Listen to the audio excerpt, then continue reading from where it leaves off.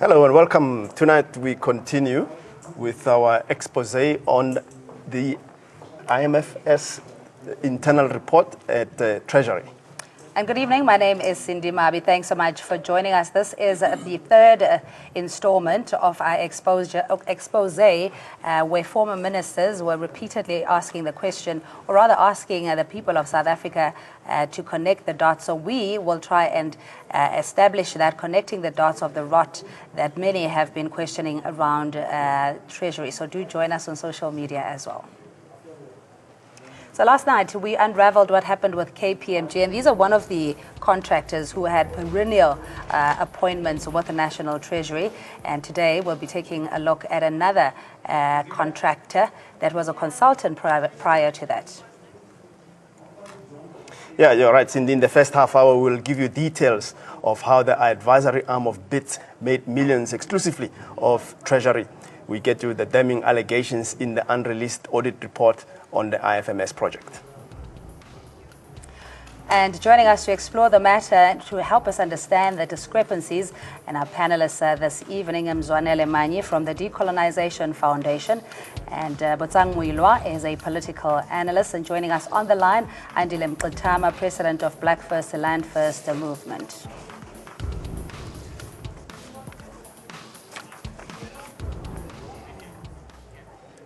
And we'll start by checking, or rather giving you the details to give us the context of where this matter emanates from. It's from an internal audit report that was conducted between 2014 and 2015 to the tune of almost 4 or 5 billion rand, where certain companies were preferred over others, and in the absence of an open bidding process. But we'll go to our colleague now, Audrey Chimwanda, to give us some of the details of BITS Technologies and why they were preferred as the supplier over so many years, and their contracts amounting to almost 39 million rand. So over to you, Audrey. Well, thank you very much, guys. Of course, a very good evening to our viewers. Taking a look once again at Treasury's damning IFMS audit report and the findings from the Auditor General. Taking a look at the first one, Treasury blundered by giving BITS a contract of 39 million rand against a quote of 28 million rand. Further findings from the AG, Treasury awarded BITS 11 million rand, more than what the company itself had quoted for. Now take a look at this going forward. The inflated 39 million rand contract is later replaced with a brand new contract that actually fails to account for 5.8 million rand already paid to BITS Technologies. More findings coming through there. The auditor points out that 5.8 million rand paid to BITS was never recovered. In another instance, BITS Abacus gets paid 1.5 million rand without any agreement. Finding number 6, the audit report warns Treasury they may end up overpaying BITS by 12 to 13 million rand due to all these irregularities that have already been pointed out. The report also says there was no business case for appointing BITS, among others, for the PMO function. Finding number 8 says BITS got paid despite an incomplete payment register that did not have any invoices that tallied with the dates or the numbers. Finding number 9, potential overpayment, as BITS got 43.6% of the total contract value in the first 17 months of the 5-year contract. Another finding from the AG there, no inception report ensuring that plan of action and timelines required for deliveries and the signed documents with BITS Technologies were followed up. These are the findings that we have for now. Back to you in studio.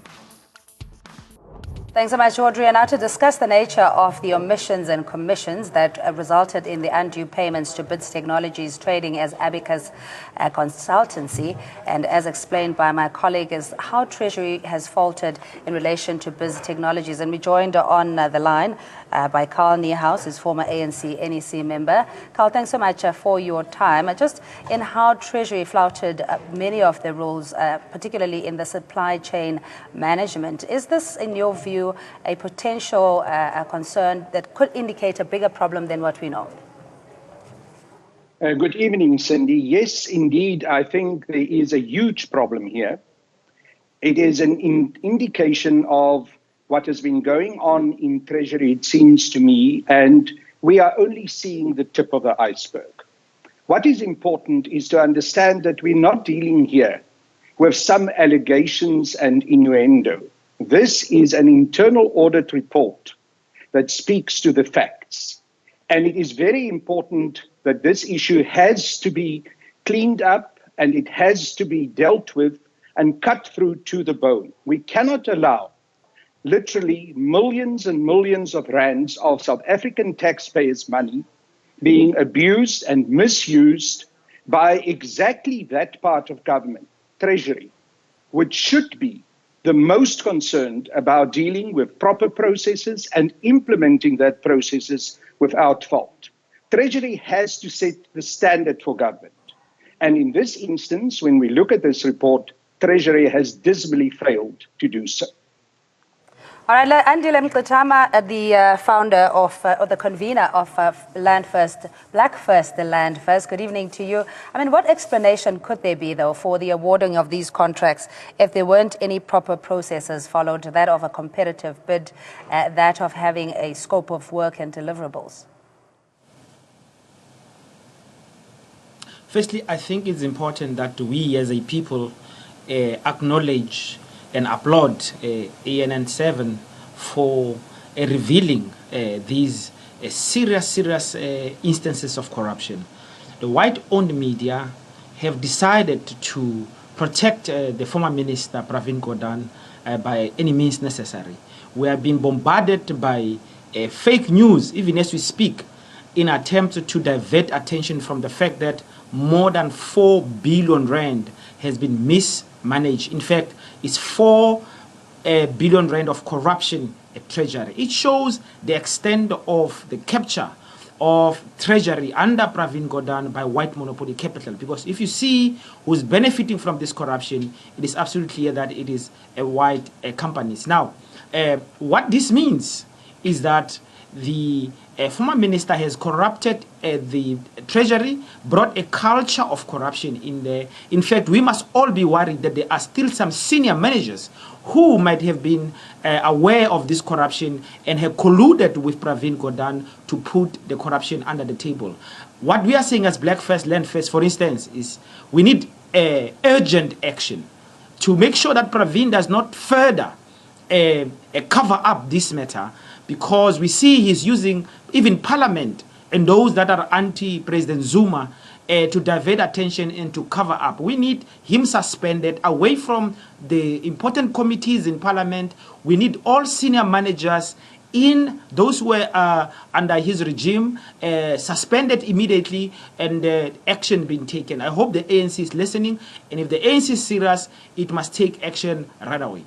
All right, and in studio we're joined by Mzwanele Manyi, Decolonization Foundation founder and Botsangwilo political analyst. Now, Mzwanele, having worked in government structures, you know the bureaucracy, red tape that goes there in the processes of compiling, in fact, even contracts for that matter, that it is a very meticulous, or it should be a meticulous process and with no room for error.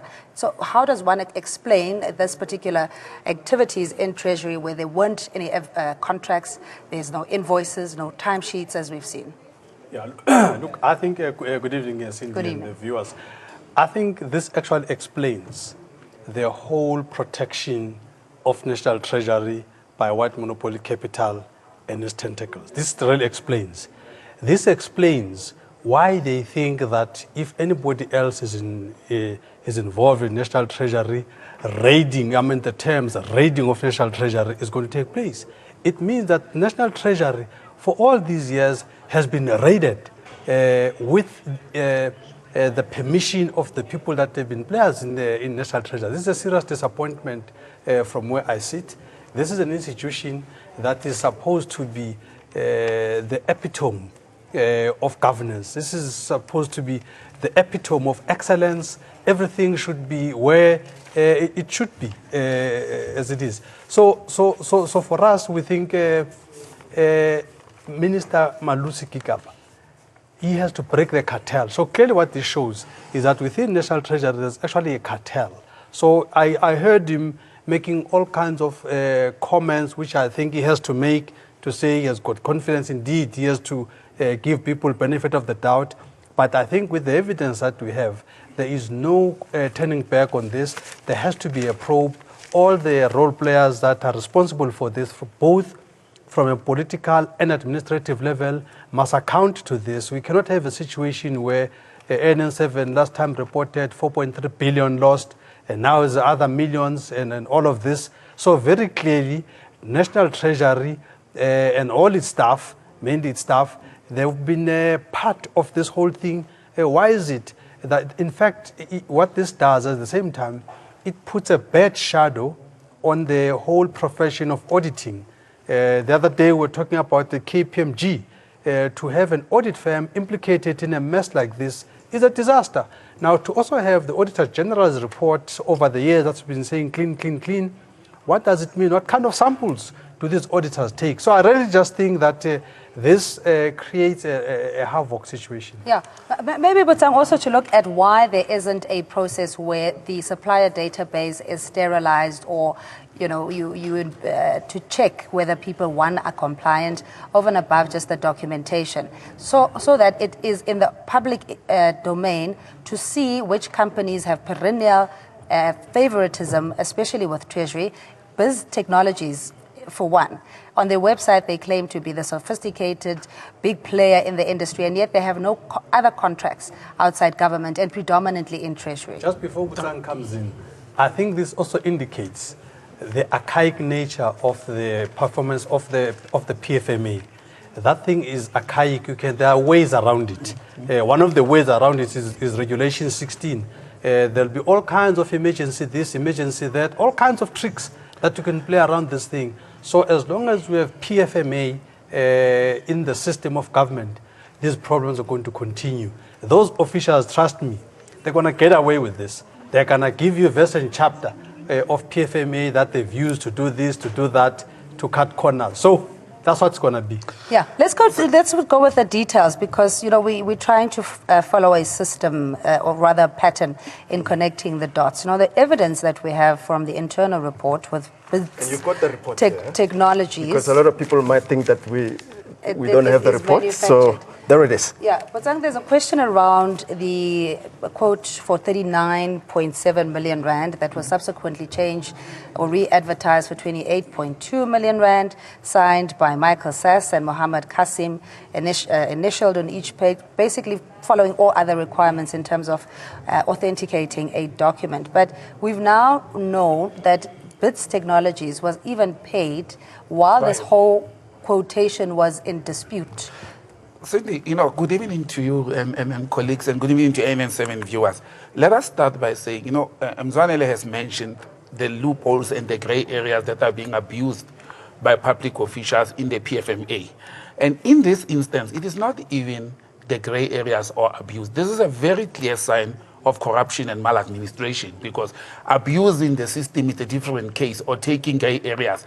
But when the internal auditors of the Treasury goes and warn the Director General of the Treasury as well as the senior financial staff to say, beware and be careful of A, B, C, D, and E, and they completely disregard those warnings from the auditors. That's why it's actually rendering the audit profession to be very useless, because they are actually ignoring them. But earlier on, Mr. Kalni has said this thing is a very huge problem. In my words, and actually as words that are describing this process in the internal audit report, it is not even a huge problem. It is catastrophic when you have the custodian of national funds actually destroying those processes that they are supposed to be the vanguards of that. But looking at the 39.7 million vis-a-vis the 28.2 million that was quoted, that's why I say this is corruption. It's not mistakes. Somebody quotes you or quotes the Treasury for a service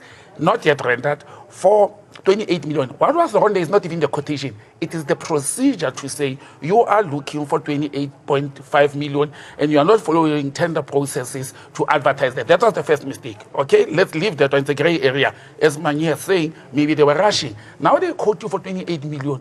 No. You go and you sign a contract for 39 million. Before you even have a dry ink on that contract, the wrong contract of 39 million, you go and you pay them 5.2 million before any job is done. That is corruption in its purest form. But what is worrying and what is damning about this whole internal audit report is Treasury. For the 2014, 2015, 2016 financial year, it received a clean audit report from the Auditor General. Now, does it mean This internal audit report, which was supposed to be used to correct and prepare for the Auditor General report, it was held back. It was not disclosed to the Auditor General. You know, so that I would not have given Treasury any clean audit when they had internal processes fronted like they have done with this audit report. We'll come back to that. We'll get more details on that. Let's just go back to Audrey. She's got some more info on the contracts that were awarded to BIT Technologies, highlighted with scathing comments from the auditor in this internal report. Audrey. Oh, thank you once again, guys. Taking a look now at the Auditor General's telltale comments on BITs. Let's take a look at what they commented. A clear case of irregular expenditure. The AG goes on to say payments are made to service provider in the absence of any formal contract. Another comment they're coming through, they cannot believe that such moves are actually condoned. Absolutely no justification for allowing such incidents to occur. There was no approved instruction to perform the work that was required. Also, timelines, costs, deliverables, resources associated with BITs could not be determined. That's what we have for now. Back to you in studio. Thank you so much, Audrey. We'll go back to our guests via Skype and outside broadcast. Andile Mkletama, just with the comments made from the internal auditors at Treasury, saying that at least a third of those findings are very catastrophic, and that if nothing is being done, essentially this is taxpayers' money down the drain, and yet nothing has been done about it. No, this shows that there's been institutionalization of corruption from Treasury. And furthermore, it explains why when President Zuma wanted to bring in a minister that he had confidence in when he removed Nene, the whole white monopoly capital attacked the economy.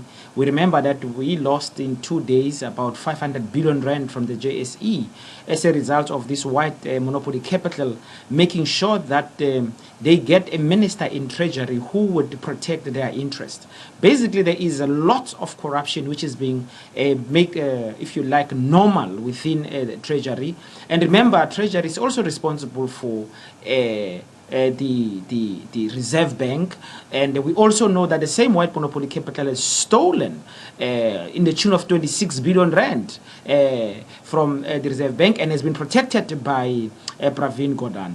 So what we have here really is a system of a capture of a very important and central ministry by white monopoly capital, and then projecting Pravin Gordhan as a clean guy, and also even now in Parliament presenting himself as if he's a clean guy, when in fact it's all about covering up and using the white-owned media to perpetuate this cover-up. It is shocking, as we see today, that none of the major media houses has taken up on this story, which is not based on fake news, which is not based on made-up evidence. We know it is factual, scientifically proven evidence from an audit which was commissioned by the department itself. Why is it not a single of our main newspapers have this matter as a front page, or even just as a matter which has been discussed in society? I'm even disappointed that the state broadcaster is not taking up this big corruption which exceeds 4 billion rand. This is not a small amount of money.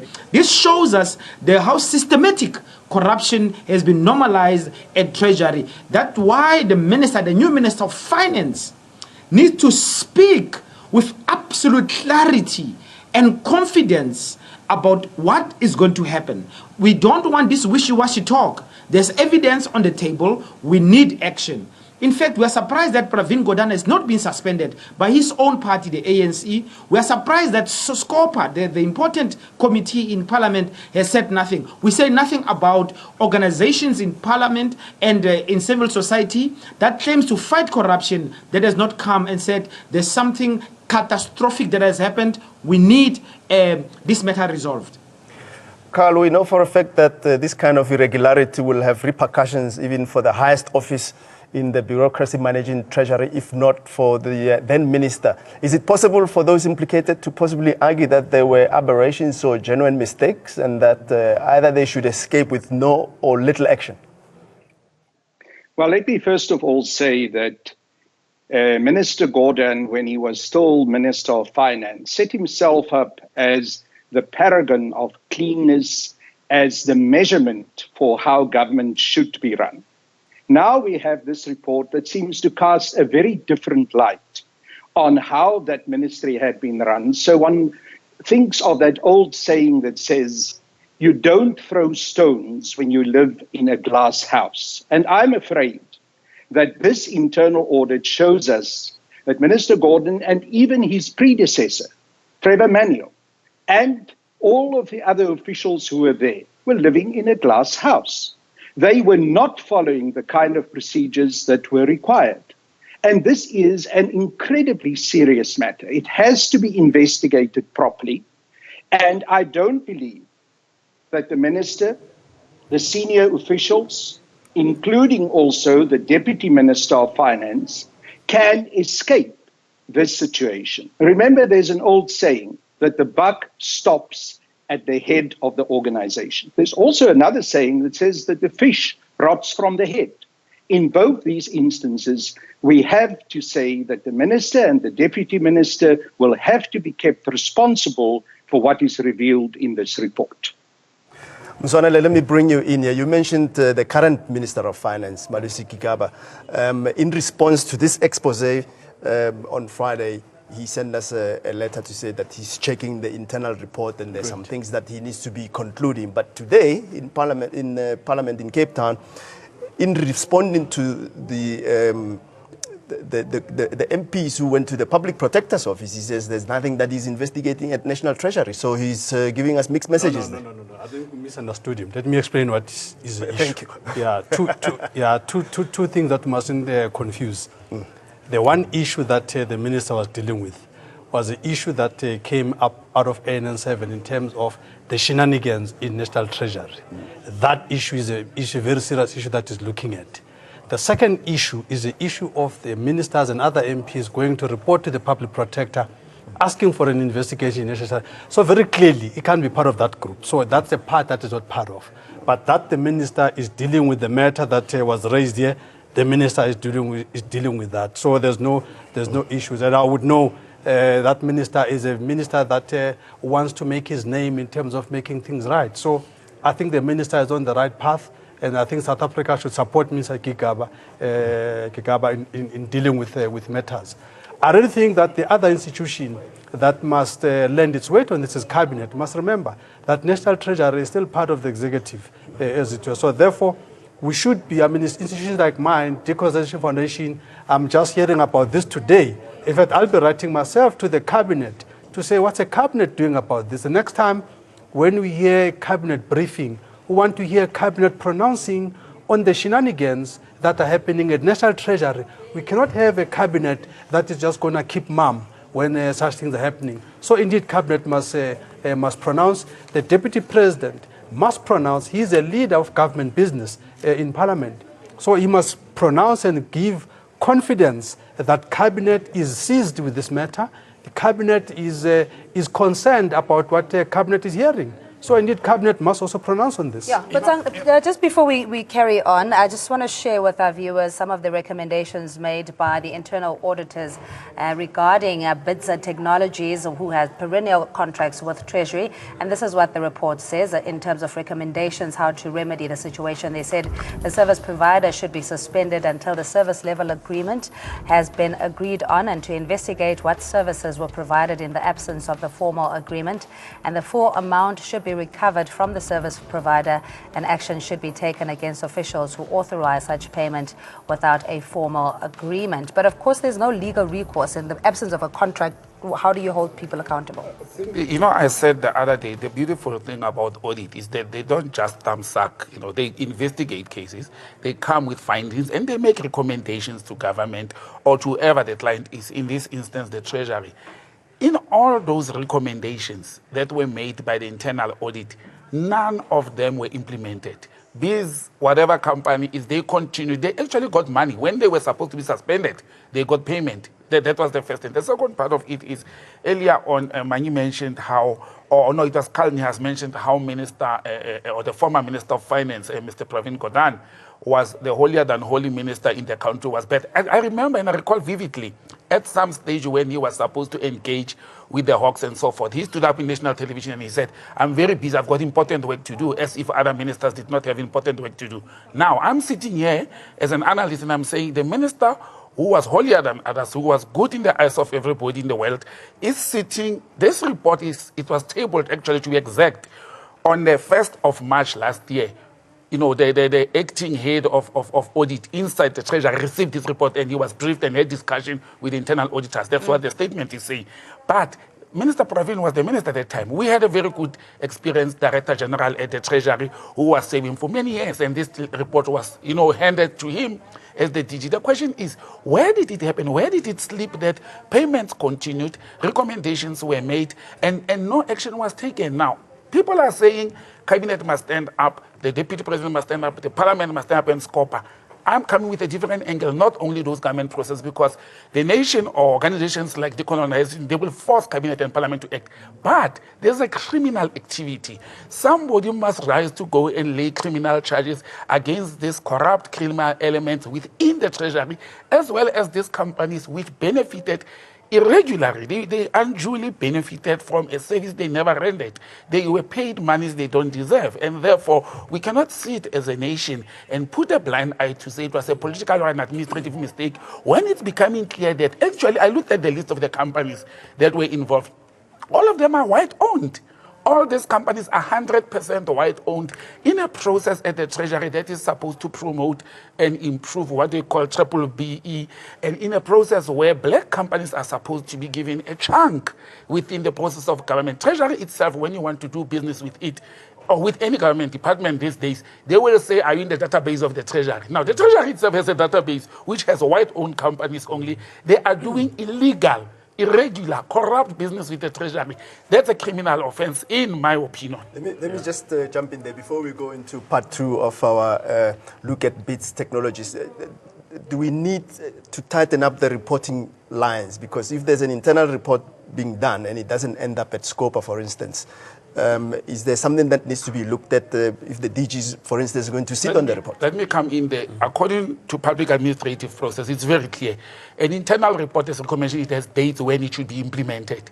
The auditors were supposed to go back to the DG or the responsible officer and say, but we made this recommendation, this were the given time frames, did you implement? If they have failed to do so, they must elevate it to the next office, which could be the Auditor General, which could be SCOPA, which could be any parliamentary committee that the Treasury reports to. There's also interministerial committees. There's also, as Manyi had said, there's also the Cabinet, the Executive Authority, to elevate it to that level. But none of them happened. Yeah, but you see, the important thing is that internal audit has got a direct line of sight to the DG, has got a direct line of sight to the minister. So in a situation like this, it cannot be that the DG didn't know. It cannot be that the minister didn't know. That is the mechanism to try and deal with that matter, so that we don't have things that are hidden. Now, if you have an internal audit that has done this, I'm very clear that those internal auditors would have informed the DG, would have informed the minister. The question that Cabinet and Parliament should ask is, what did the DG do with this information? What did the minister do with this information? Non-disclosure of such information when reported to you constitute a criminal offense. So indeed, we are sitting with the DG and the minister that must respond to this criminal activity that has happened here. All right, so now we move on to the second segment of today's show, where we'll speak about the irregularities involving BITS technologies and try to get a bit deeper and unearth more sinister designs that point to corruption. We will also look at links between BITS technologies, or Abacus Advisory as their trade name, and their boss, Mohammed Amim Kasim, is known to have been very close with Treasury bosses, and whether that has in any way influenced the money that BITS Technologies seemingly enjoyed at Treasury. We go to our colleague Audrey for to give us more clarity on BITS reliance on on Treasury for doing business. Oh, thank you very much, guys. Once again, taking a look now at what we're calling Kasim's Treasury capture. First, Abacus given work for 28.24 million rand for IFMS Project Management Office. In another instance, Abacus Biz Technology had contracts with SAA while it was under Treasury's administration. Another point there, Abacus involved in the setting of Treasury's Technical Advisory Center in the year 2012.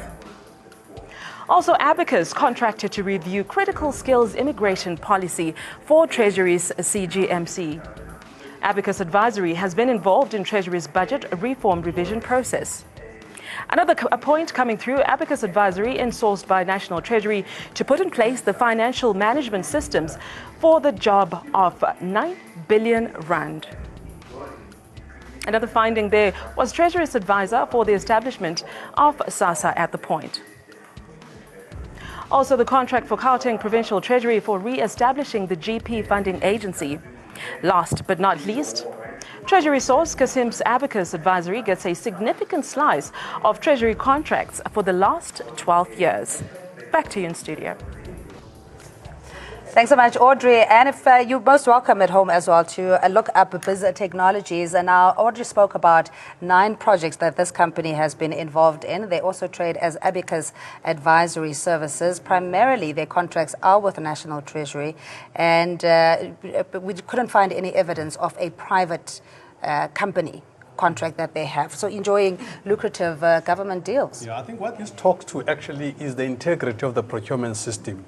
I really think this is really a shame, a real shame that a government that tried to be serious, tried to centralize things to heaven, as in National Treasury, and we end up with a situation like this because the reason we have a centralized tendering system in government is because there was all kinds of allegation of corruption that of all these procurement systems happening everywhere. It's not happening, so the best thing, let's centralize the tendering and make sure everything is fine. But now with what is coming out, it means that we actually have a centralized corruption process. The tender system as we have now is actually the monument of corruption. So for us at Decolonization Foundation, we're calling on government to relook into all these procurement processes and the players in it, to say what has been happening. This is why even the Decolonization Foundation, in fact, had reported some kickbacks of some of the officials. One official that has left Treasury that had all kinds of monies going into the account, running up to 1 million, as it were. So to have these kinds of things happening in National Treasury means that we've got the wolf guarding the sheep. And I mean, if you look at Biz Technologies, they also have tentacles in other government departments, in SASSA, SAA, Gauteng Treasury, but essentially their link or their go-to person is National Treasury. I mean, what does this tell you about not only the lack of oversight when it comes to supplier database and who gets contracts and the inclusive economy that we're talking about in fact, terms of the corporate business? capture that people talk about, this is actually the classic example. People are looking everywhere. This is corporate capture. If you have a situation where corporate is so entangled into government processes that they don't even have to follow processes, they are like part of the furniture. Things just happen. They even get paid. I mean, one of the strictest criteria of PFMA is that first there must be services provided, check the quality of the service. The reason black companies are closing is because of that process of do the work first and check the quality, and then there's questions about quality and whatever, and then you end up with people not getting paid and people shutting down and all of that. In this case, white companies don't have to do anything. They just get paid. This just shows how captured National Treasury is.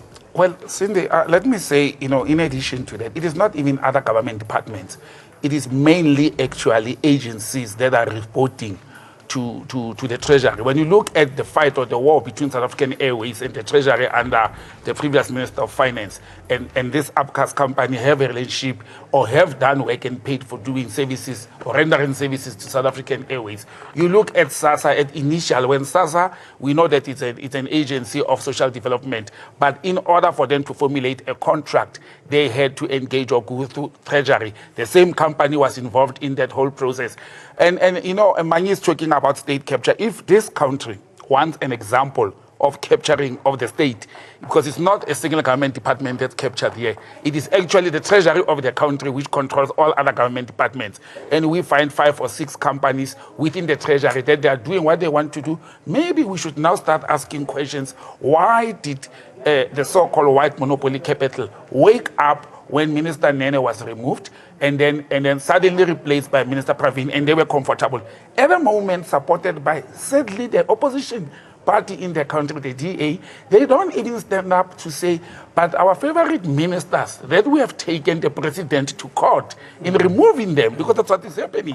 They have taken the president to court for removing the minister, former Minister of Finance. The very same political parties or opposition are not standing up after the official internal report is out or is leaked or it's known and say, but now maybe there's a reason why the president had to remove the Minister of Finance. If we did not have new leadership at Treasury at the moment, I am convinced that we would have not known this. And this is the tip of the iceberg. The worst may still be coming.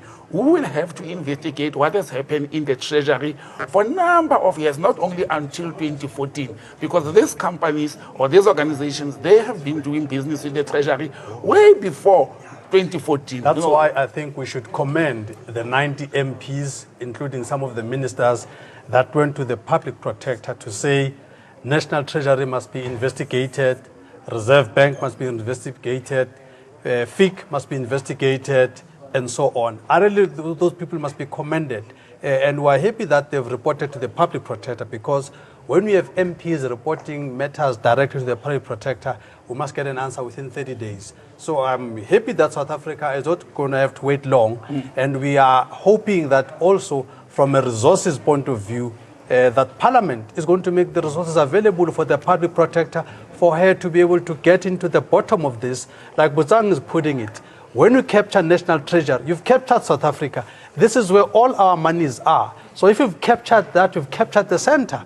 So indeed, we're looking up to the public protector now to really do her work very, very speedily, with priority, so to get to the bottom of this. Let me bring in Carl Niehaus. I mean, Carl, there cannot be any doubts that there was a conflict of interest with this particular company, because Mohammed Kasim worked as a consultant in the DG's office. He would have been privy to all the information coming in and bidding for those projects. Yes, obviously that is the case. And I've been in government myself, and clearly there was serious conflicts of interest here. I also believe very strongly that we have to make sure that the state of capture investigation that the National Executive of the African National Congress decided on, and which is going to go back, I believe, up to 1994, has to have as a very particular target its investigation into Treasury. I'm convinced that if this is the kind of thing that we see now in this particular internal audit report, that there's going to be much more that will be revealed, because this is a process. The lack of proper procedures, the lack of proper tender procedures is something which clearly had been institutionalized within Treasury. And I suspect that we're going to see this going back right to the beginning and right to the point where investigations can start in terms of the state of capture report and the whole state capture issue as the NEC has decided. And I think we must congratulate the NEC for having said this is not something where we're only going to concentrate on that poorly written report by Thuli Madonsela and the poorly researched report by Thuli Madonsela, but that we are actually going to do a thorough investigation. Let me make one last point, and I think this is very interesting to me. You know, the Democratic Alliance and some of the other opposition political parties are constantly running to police stations laying charges against the president, against this one, against that one. In fact, I think the leader of the opposition is constantly on his way to a police station to lay a charge. But when something as serious as this comes out, when there are hard facts in terms of an internal audit report, he is dead quiet. You don't hear a word. And he tells me one thing. The DA continues to be the representative of white monopoly capital in this country. They're not going to challenge the way in which companies like BITS Technology have captured Treasury, so they are not going to challenge any indication of Treasury or any other part of government being captured by white monopoly capital. The Democratic Alliance is inconsistent in the way they approach things. And how can one possibly support such a party? And how can anyone, when they want to bring a motion of no confidence against the president, go and vote in favor of that motion of no confidence? No ways. This party has got no moral standing. It is simply a party which is representative of white monopoly capital. Mr. Niehaus, we know we live in a democracy and people have their preferences and choice. So before we continue, though, let's show you a very close or intimate relationship that may explain the real reasons behind why this particular company, BITS Technologies, is enjoying so much favor with Treasury. It's over to our colleague, Audrey. Well, thank you once again, guys. Taking a look still with Kassim's conflict of interest. Let's take a look at what we have, shall we? First, Mohammed Amin Kassim was a consultant in Treasury to DG Lungisa Fuzile. Sources say Kassim had intimate access to details of programs that Treasury was involved in. Also, Kassim's Abacus Advisory cum BITS Technologies boasts of being a leading public sector consultancy, but most of its business is with Treasury. At least two sources have told ANN7 that Kassim has links to former Finance Minister Pravin Gordhan, senior Treasury officials, that's Kenneth Brown. We're looking at Michael Sass and Lindy Budwig. Also, several senior officials of Abacus Advisory have worked with Treasury in the past. Also, ANN7 could not find any record of private sector work done by Kassim's Abacus Advisory. That's what we have for now. Back to you in studio. All right, thank you so much, Audrey. Essentially, what's happening here is that Mr. Mohammed Kassim had worked as a consultant for National Treasury under the erstwhile DG, obviously having a lot of information privy to the specs of a tender, etc. And then subsequently, we had Abacus, or BITS Technologies, which sounds more like a shelf company. When you look at it, Cindy, you know, some of these things, they don't need rocket science. Why don't we call this Abacus another unit or branch of the Treasury? Because when you look at the composition of the leadership of Abacus, who have never done business with any private sector, with 90% the Treasury, they all served in the Treasury, whether as advisors, whether as senior officials, and after that they move out and they form. Actually, it's not even BITS Technologies. Why did they not come in as BITS Technologies? They came in as BITS Technologies. Subsequent to that, they come as Abacus, as a subsidiary of BITS Technologies. It is very clear that when they were in the Treasury, in advisory capacity or consulting capacity, they prepared the path, they prepared the documents, they prepared the contracts, the recommendations and everything. So when they moved out of the Treasury and formed this spook company of theirs, they started now implementing what they made as recommendation. I looked at this report. You must just listen to some of the things. By the way, the report is going to be put online from tomorrow, so our viewers will be able to have a look at it, because you know, people seem to be thinking that we don't have the report, but the report is alive, it's there. Well, I have a copy in my hand finally, you know, but I'm looking at this, you know, out of all issues like lack of accountability, no compliance to supply chain, irregular expenditure, potential fruitless. The worst of all these things where I'm standing is that at the end, this report is saying there will be no legal recourse. So these people have actually tightened their corrupt activities in such a way that if government goes back to them today, there'll be no legal recourse. The government may even fail to recover this fruitless expenditure that occurred. You know, they've actually made sure that, as Mani had said, the PFMA will not be applicable in this instance because there's no legal recourse. And that's why I'm saying it now becomes a criminal activity. It now becomes a totally different matter. It's not like we can go to Abacus of Beast Technologies and say, can you give government back the money that you pay back the money? We can't even use the pay back the money slogan in order to recover these public funds. Yeah, Angela, thanks so much again for staying with us. Just in how the conflict of interest is dealt with generally, it seems to be selective for some members of government to certain departments, and it seems to be condoned in others. In this case, clearly there's been conflict of interest where consultants then set up a company and enjoy tenders. It is very clear on the surface that the cozy relationships have benefited a few. The important thing is to recognize that Pravin Gordhan, Mcebisi Jonas, Trevor Manuel, Nhlanhla Nene, all of them operate as a criminal cartel, like a mafia gang. In fact, it's clear that what happened is they allowed officials who worked in the department to set up an entity which was then given work and money irregular. That's what happened. Is pure, simple corruption, organized corruption that goes up to the ministers of a treasury at the time. Let us look at for what it is. This is a mafia operation. This is a criminal ring.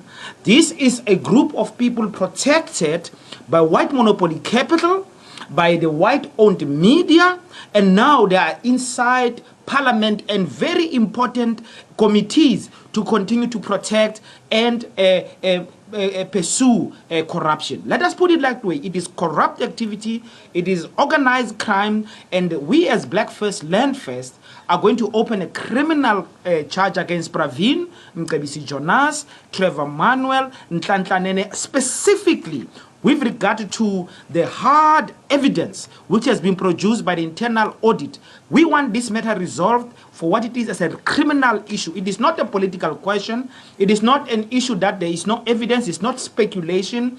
It is hard evidence of criminality that operated at the very highest possible office in Treasury. Now, Treasury has operated as a separate entity from government.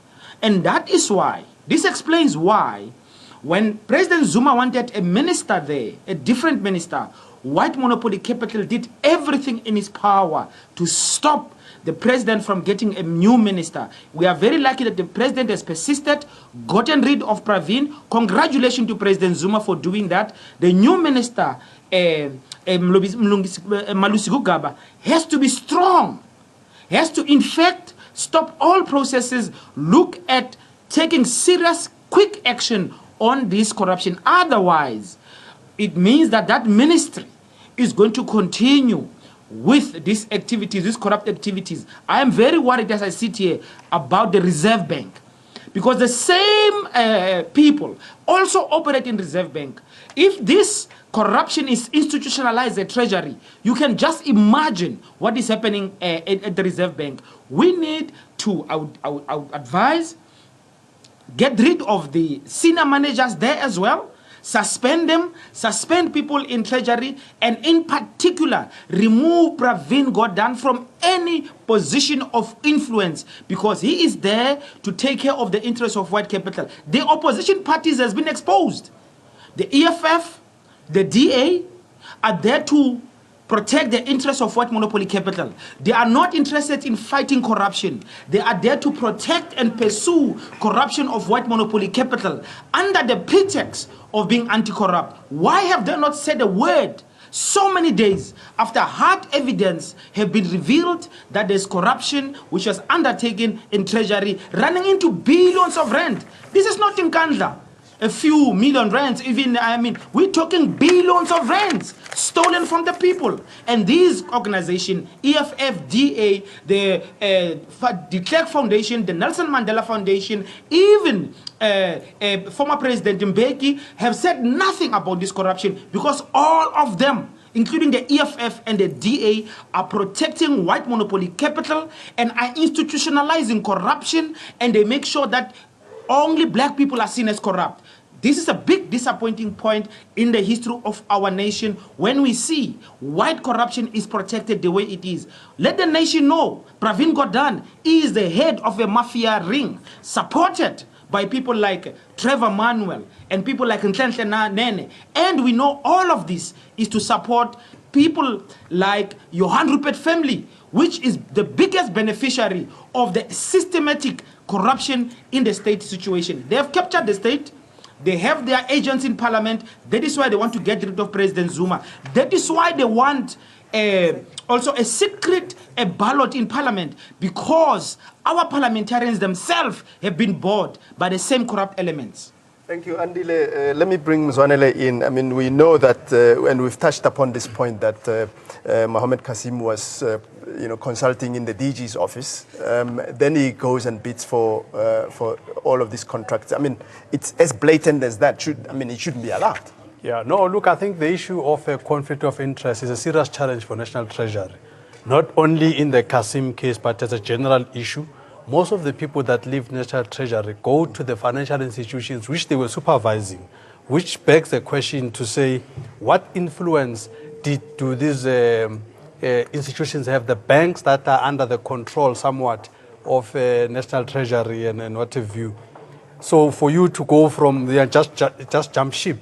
So one of the things that we need to look at is, before people jump ship, what are the policies that they approve to enable the people that they're going to work for?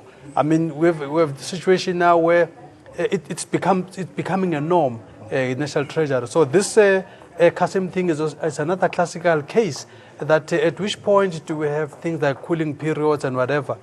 And this is the issue, that if National Treasury is as clean as it's been projecting itself to be, how come such basics don't seem to be in place?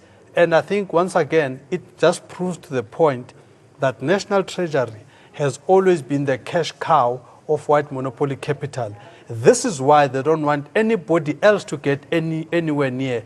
They placate people, they call you names if you want to clean out the rot, when in fact National Treasury is rotting to the core. And that these things are coming out now.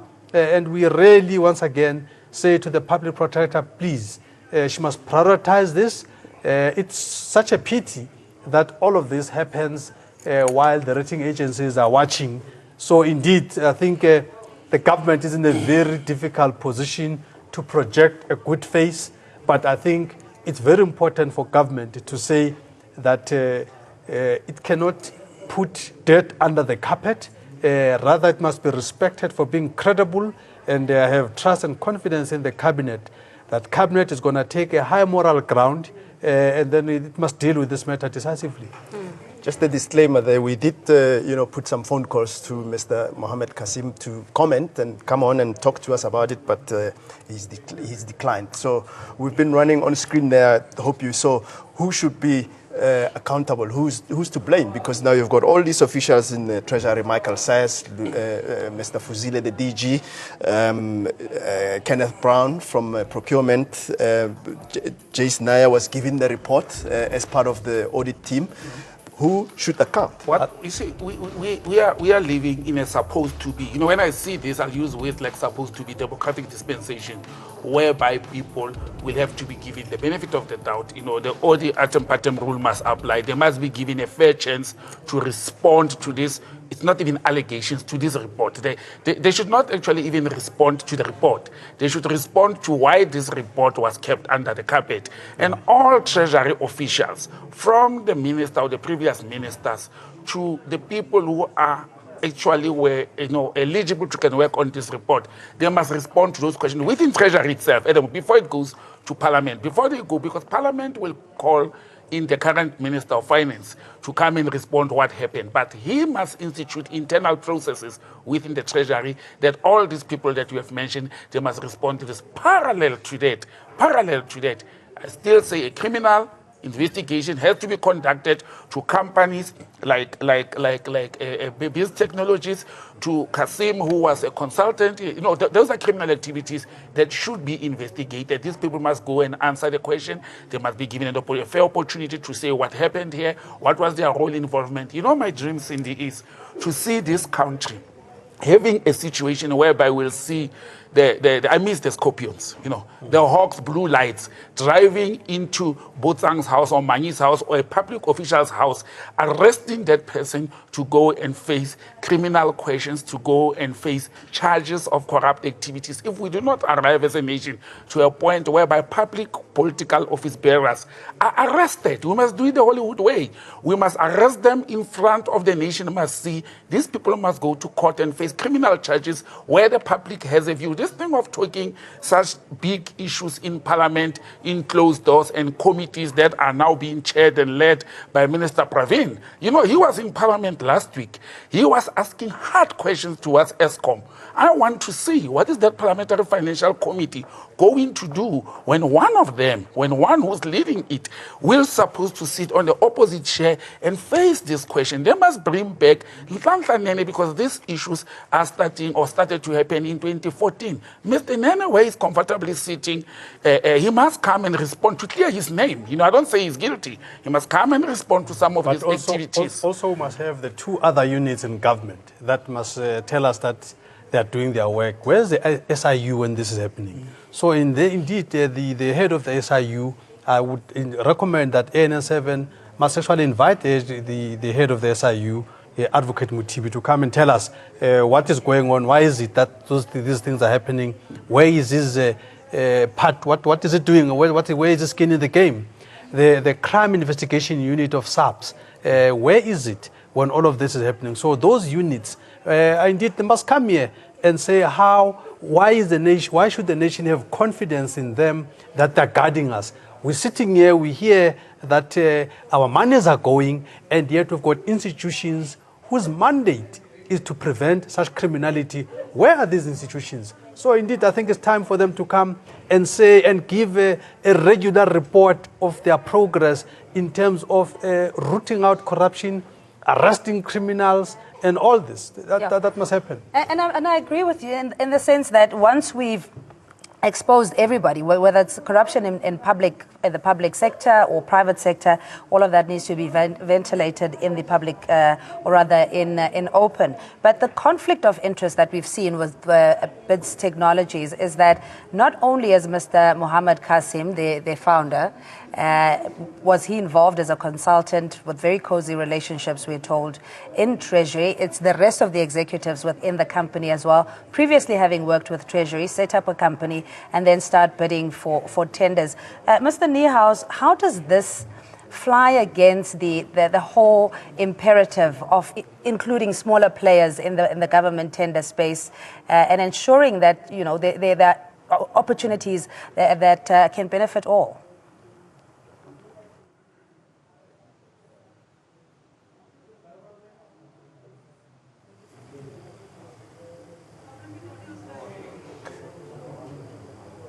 All right, we're struggling to hear Carl there, but I think Mzwanele, or maybe Andile, you can take this one, because you know when black folk get into business, you're told, with government at least, you're called a tenderpreneur, and little do we forget that it is the big players, the cartels, the conglomerates that are essentially creating their own empires on government spend. This is when SACP must talk about this, because they are very quick to call black people tenderpreneurs. Why is it that this BIDS technology is not called tenderpreneur? Because in terms of the definition, this is a classic example of tenderpreneurship, as they've been saying. But this thing, I think it's another colonial mentality that seeks to always portray black people as people that are incompetent and corrupt and what have you. Here is a corrupt activity, but not one soul is talking about corruption. Not only the watchdogs that are generally white, like Corruption Watch, CASAC and all, but even on the black side, it's all like quiet. It's all like quiet, as if this thing is not happening. So in really, we're also calling on the SACP to comment on the matter of this corruption in National Treasury. And I think it will be a sad day if the SACP is also not commenting on this It is actually already a sad day for me, Cindy. When you look at the number of upcoming black companies that are trying to do business with the state, and they collapse, not because they are inefficient, not because they are incompetent, because they are struggling to have capital in order to fund their businesses. They are paid 30 days, the government policy, 30-day notice to be paid. Sometimes 90 days pass when people are saying, I'm still waiting. I've issued an invoice to a government department. I'm still waiting for payment. But we've got these companies that are getting paid before they even do the job. Now, this is what corruption does. It impoverishes the people of this country. It is said that black companies that could have been used for this and be paid maybe even a quarter of these services were left out, and because they did not have the political connections or the internal connections that these technologies had. But it's also a clear sign for us that corruption, it actually goes to the marrow, of poverty in this country. You are taking from the national coffers of the country that is actually struggling economically, and you are giving it to a small role player in the economy without benefiting. I was asking myself a question. We had CETA, of government that could have handled some of these processes. Why was CETA not used? What happened? Why did they go and outsource such services and pay people? We don't even have the results today because this integrated financial management system, it is not where the scope of service said it's supposed to have been today. It's not. So even 4.5 billion is gone. There's no product at the end of the day. And we cannot sit and fold arms and smile about it. It's not just the managing director of Abacus, Mohammed Amin Kasim, who seems to be uncomfortably close to the senior officials in the Treasury. There are several other employees of Abacus Advisory with Treasury links. Audrey tells us more. Well, thank you very much, guys. Once again, as we continue to connect the dots, this time we're taking a look at a web of conflicts and interests. Let's take a look at what we have here, shall we? Abacus Advisory, also known as BITS Technology, works under the same name. Mohammed Kasim, Managing Director at Abacus Advisory. His Treasury link is he was an ex-consultant at the office of the DG. Also, we have Lizel Extern, member at Abacus Advisory. The Treasury link we're looking at here is that she managed the central government systems at South Africa's government treasuries. Mali van der Verde, member at Abacus Advisory, taking a look once again at the Treasury link. Financial management, monitoring and implementation, risk management, support and budget analysis. Lawson Naidu, SCM consultant at Abacus Advisory in 2012. The Treasury link is he was a specialist advisor from 2011 to date. Also a deputy director at Supply Chain Training Department from 2004 to 2007. That's all we have from this side. Back to you in studio. All right, let's hope we reconnected with Carl Niehaus. Just a question in terms of how Minister of Finance now, Malosi Gigaba, will have to explain the clear conflict of interest. And maybe a wider question is how effectively does government deal with issues of conflict, as we've seen a former consultant essentially doing business. It's double dipping in plain language.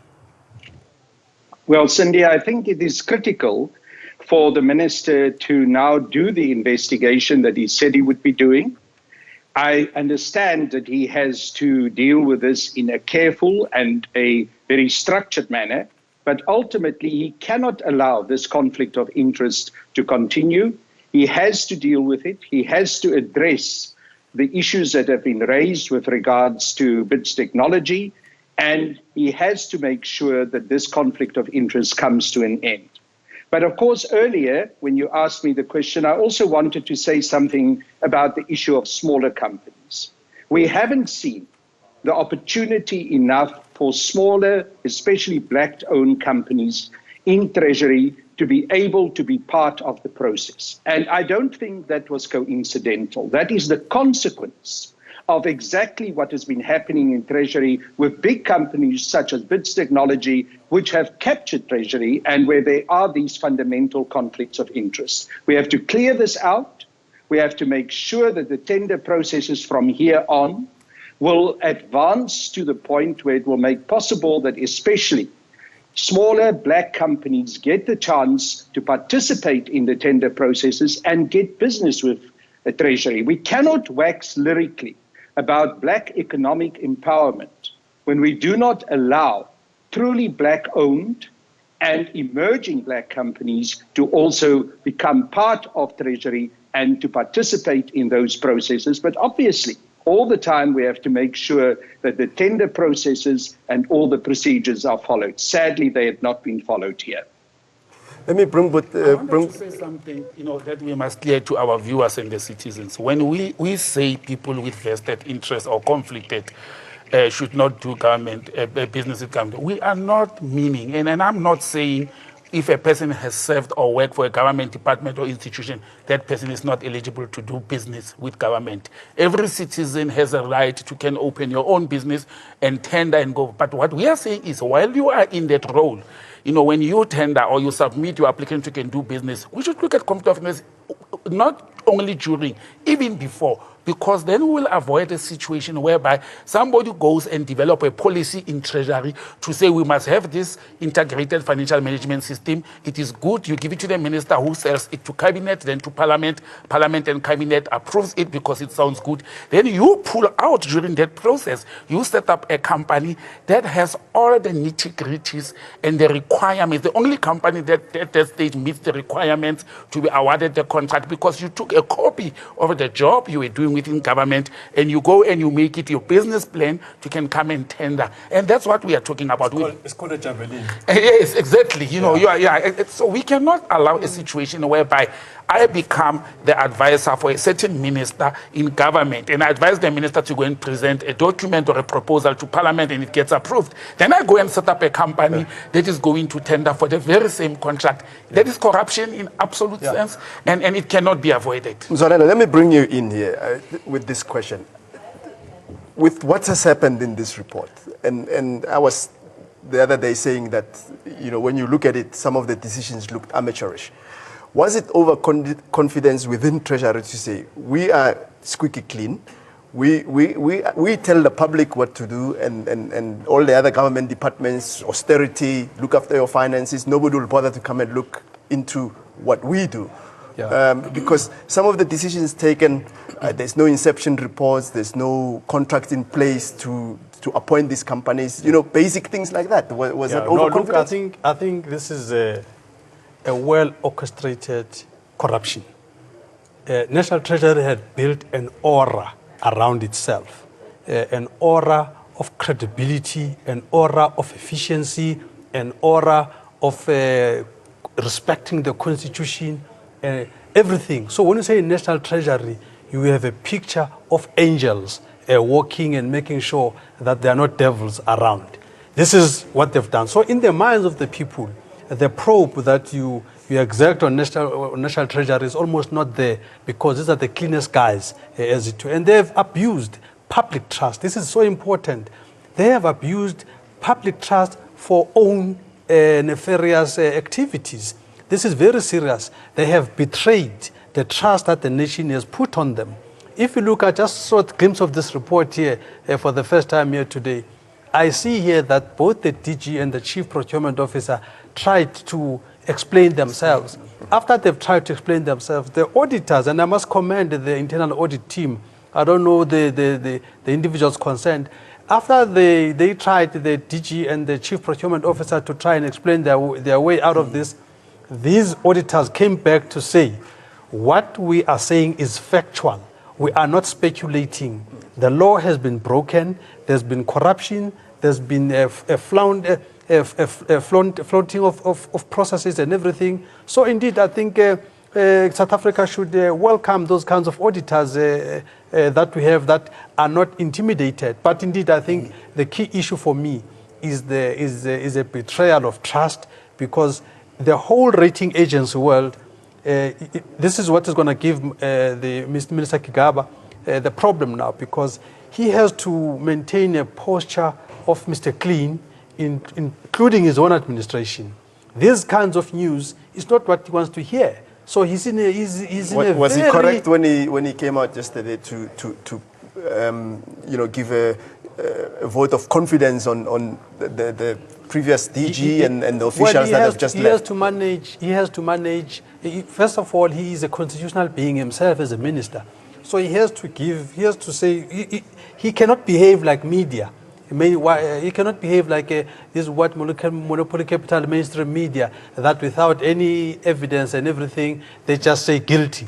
So if you just say to him this, his starting point must be to give benefit of the doubt. So the manner in which he has acted is proper and correct. This is what everybody should do, to give the benefit of the doubt. But some of us that have had glimpse of this thing, that benefit of doubt is gone now. Yeah. Because we've now seen the report. We've seen that the auditors have gone through the wishy-washy explanation of the senior officials of National Treasury. So indeed, sitting where I'm sitting now, that benefit of the doubt for me is gone, but the minister has no sight of deal with this. But sorry, Mutang, in wrapping, the internal audit also recommended a certain action to be taken. Number one, the service provider must pay back the money, and the officials need to respond. We know that Kenneth Brown had resigned from National Treasury. He's now with one of the banks. Standard Bank. With Standard Bank. So in terms of the legal recourse, it's something, and this document in itself having collected dust in Treasury, hopefully the minister will have an appetite to investigate. But there's a culture of impunity. In course I've got a saying that so there's no running away. And also, and in fact, this should be an approach governments should take, that when you've stolen from government, when you've created corruption in government, it doesn't matter. Shouldn't matter how long ago it was. You must be brought to book. That will ensure that all the people that go to government, they must not see government as a place to come and loot and then run away after that and say, I'm gone. There's no I'm gone.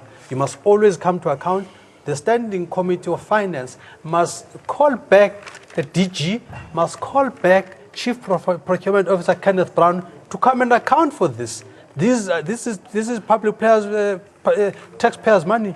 These people are still around. They can be called to come and account for this. There's also a recourse. We've got bodies. You earlier on, Manyi mentioned the SIU. You know, we have had precedent cases here whereby people have illegally benefited from the proceeds of crime, and the asset forfeiture unit will come in. They will actually even go into somebody's assets after the person has died. They will go into your assets, into your family and background and businesses. So in this instance, the special investigative unit has, and because these people can say, I'm no longer in the treasury, I'm no longer working there, I'm no longer a political office bearer, therefore I'm not responsible or accountable to Parliament. But that's where the SIU comes in, to say, but these acts of criminality were committed, or maladministration were committed under your management or your leadership, therefore you will have to answer to a criminal court or special investigating unit. And that's the process. I see this report going in that direction. I'm actually in the same position with Manyi to say, I've been saying this since Monday, let us give people the benefit of the doubt. Let us hear the side of the story. But after going through some of the pages here and seeing what is written here, I don't know if the benefit of the doubt is still applicable. You know, as a public service bearer, public office bearer, you sit with an official report, and I like it. It's not from an external auditor. You know, it's not from somebody that was appointed to investigate. This is the beauty of this report. It was not an investigation. It was a normal process and procedure of government to make sure that systems are in place, procedures are followed, and it was found that they are not. But even after the auditors say, please, this is wrong, recover the money, implement this, they still try to cover up. They still keep quiet about the public document that was supposed to have actually cleaned and safe. Now, when you cover up on something that is supposed to exonerate you, what are you trying to do? You know, in my view, you're an accomplice to corruption. Well, there it is, the report. You know, our viewers will be able to read it online on Friday, because they can get to read all those recommendations that the auditors have mentioned, and the kind of cover-up and explanations that I think were very, very weak from management in terms of trying to explain away some of the shortcomings. But we'll take a break, and we'll be coming back with more on this BITS technology story here on ANN7.